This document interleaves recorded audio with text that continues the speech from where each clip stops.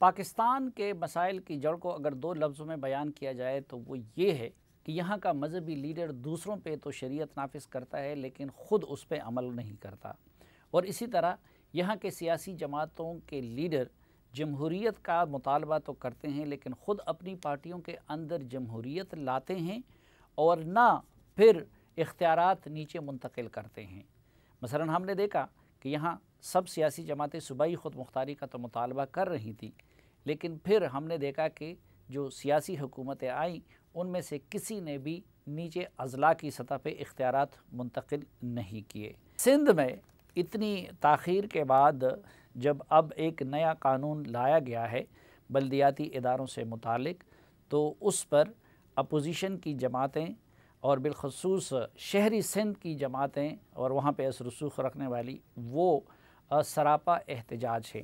चुनांचे आज के जरगे में हम जितने भी अहम स्टेक होल्डर्स हैं उनका मौक़िफ़ जानेंगे कि इस हवाले से उनको क्या एतराज़ है। आगाज़ हम करते हैं पाक सरज़मीन पार्टी के सरबरा और कराची के साबिक़ मेयर जनाब मुस्तफ़ा कमाल साहब की गुफ्तगू से। इस वक्त हमें वो ज्वाइन कर रहे हैं कराची से और उनसे जानते हैं कि उनको इस नए निज़ाम पे क्या एतराज़ है। जी मुस्तफ़ा कमाल साहब, पहले तो ये बताइए कि क्या बुनियादी एतराज़ है आपको सिंध हुकूमत के इस नए सिस्टम पे? बिल्कुल, ये बुनियादी एतराज़ तो इस पर यह कि ये निज़ाम ही नहीं है और इस निज़ाम को किसी third year of the government को डेवोल्यूशन ऑफ पावर का निज़ाम कहना, ये जमहूरियत पर, आइन पर और एथिक्स पर जो है वो एक बदनुमा दाग है। आर्टिकल 7, 8, 32 और 140A इसकी सरीहन खिलाफ वर्जी है। क्या किया है उन्होंने? पहले इन्होंने 2013 में बहुत सारे इख्तियारात और वसाइल ले लिए थे, सो मच तो कि चीफ मिनिस्टर 2013 से लोकल गवर्नमेंट के पानी और गटर लाइनों के भी इंचार्ज थे, मास्टर प्लान के इंचार्ज थे और डिपार्टमेंट्स के इंचार्ज थे। अभी जो पेरेंट जो कि by birth city district government की प्रॉपर्टीज थी हेल्थ और एजुकेशन की, Karachi medical dental college by birth city government की ज़मीन है, सिटी गवर्नमेंट की प्रॉपर्टी है, सिटी गवर्नमेंट की बिल्डिंग है, उसी के एम्प्लॉय हैं। 1 रुपए वहाँ कहीं से प्रोविंशियल गवर्नमेंट से नहीं आता था, उसको उन्होंने कब्जा कर लिया।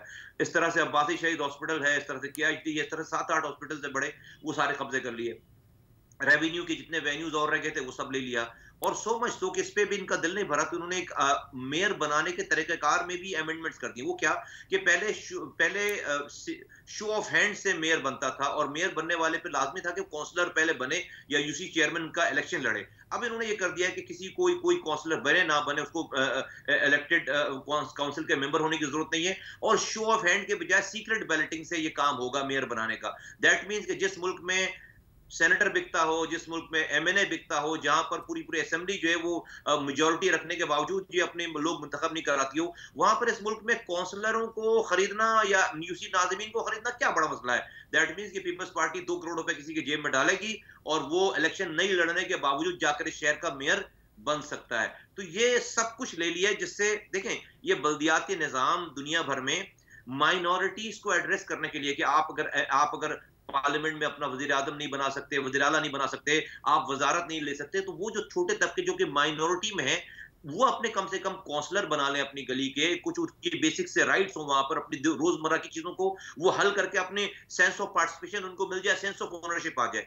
यहाँ पर वजीर आला जो है वो डेफिनेटली एक एथनिक ग्रुप से आते हैं, यहाँ पर इंडियन से आते हैं, ले देकर जो है वो शहर में पख्तून है, यहाँ पर मुहाजिर हैं, पंजाबी हैं, सिंधीज हैं, ये जो शहर की वो अपने लोकल गवर्नमेंट्स बना लेते थे, वो अपनी जो रोजमर्रा की चीजों पे थोड़ा सा जो है वो अपना पानी सेवरेज का निजाम ठीक कर लेते थे, रोड और इंफ्रास्ट्रक्चर बना लेते थे।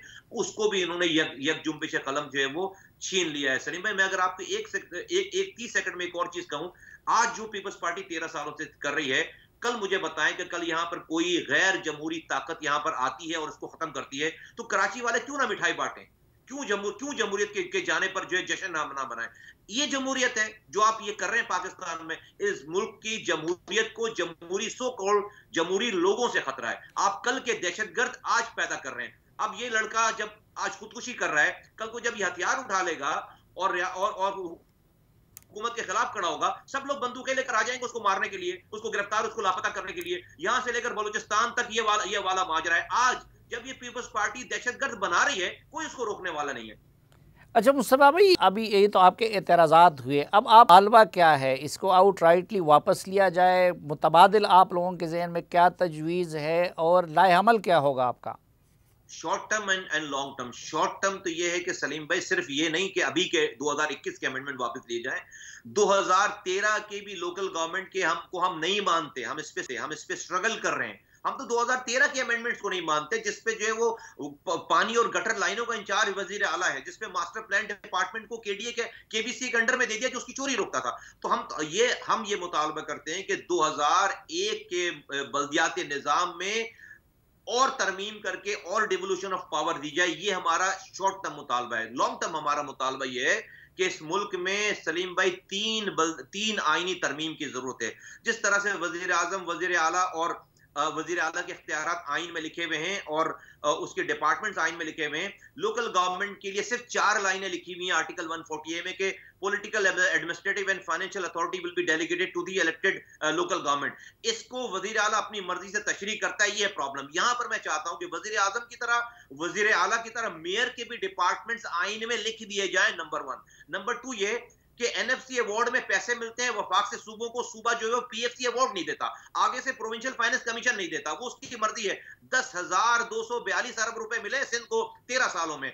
अब उसकी मर्जी एक आदमी को मिले, वजीर आला जिसका नाम है, वो दे ना दे उसकी मर्जी। हम कह रहे हैं दूसरी तरमीम ये होनी चाहिए कि आइन में ये लिख दो कि जिस तरह से पीएफसी अवार्ड मिल रहा है वहीं से डिस्ट्रिक्ट का पीएफसी अवार्ड भी दे दिया जाए, जिस तरह से एनएफसी अवार्ड मिल रहा है उस तरह से पीएफसी अवार्ड दे दिया जाए। और तीसरी बात हम ये कहना चाहते हैं कि जब तक मुल्क में इलेक्टेड लोकल गवर्नमेंट फंक्शन नहीं कर रही हो उस वक्त तक मुल्क में प्रोविंशियल गवर्नमेंट के और नेशनल गवर्नमेंट के इलेक्शन नहीं होने चाहिए। अगर इलेक्शन होंगे पहले तो लोकल गवर्नमेंट के इलेक्शन होने चाहिए। अगर इलेक्शन गवर्नमेंट और ये नहीं है, अगर लोकल गवर्नमेंट एग्जिस्टेंस तो आप पहले इलेक्शन उसके कराएं, फिर एमपीएस और एमएनएस बनाएं। ये 3 तरामीम अगर आप इस मुल्क में नहीं कराएंगे, आईनी तरमीम नहीं कराएंगे, इसको आईनी प्रोटेक्शन नहीं देंगे, मैं आपको कह रहा हूं कि आप इस मुल्क को नहीं चला सकते। अब आगे सारे मसाइल की जड़ जो है वो ये मुल्क में जागीरदाराना, वडेराना और सेंट्रलाइज वे ऑफ मैनेजमेंट, इससे दहशतगर्दी हो रही है, इससे करप्शन हो रही है।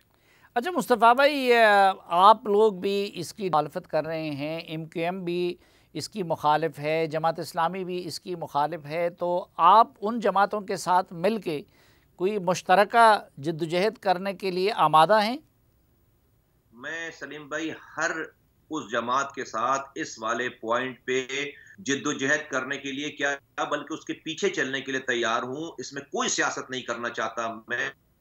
सियासत हम बाद में कर लेंगे कि जो इस कॉज के मुखलिसी के लिए प्रैक्टिकल इस निजाम को जो हम कह रहे हैं इसको खत्म करने, इसको रोकने, पीपल्स पार्टी को रोकने, और जो हम कह रहे हैं कि मुल्क इस सूबे में और मुल्क में ये आईनी तरामीम करने के लिए जद्दोजहद करें, हम बिल्कुल उसके साथ चलने के लिए तैयार हैं। इस सिलसिले में मैंने जो है वो सिराजुल हक साहब से खुद फोन किया, उनसे मैंने बात की, मैंने परवेज इलाही साहब से बात की है, मैंने मियां शहबाज शरीफ साहब से बात की है, मैंने अवैस नूरानी साहब से बात की, और दीगर रहनुमाओं के पास हमारे लोग बाकायदा डेलीगेशन बनाकर खुद से गए और हम कह रहे हैं कि भाई हम नहीं लीड ले, आप अगर चाहते हैं कि हम आपको फॉलो कर लें, हम आपको फॉलो कर लेंगे, मुझे इसमें कोई सियासत नहीं करनी, लेकिन हम जेन्युइनली लोग इसके ऊपर एड्रेस करते हुए नजर आए, मुझे इसमें कोई एतराज नहीं। लेकिन खालिद मकबूल साहब का आपने नाम नहीं लिया, तो इनके साथ भी कोई बात हुई है या एमक्यूएम के साथ और खालिद मकबूल साहब जैसे लोगों के साथ भी इस मामला पे आप इकट्ठे होकर साथ चलने को तैयार हैं?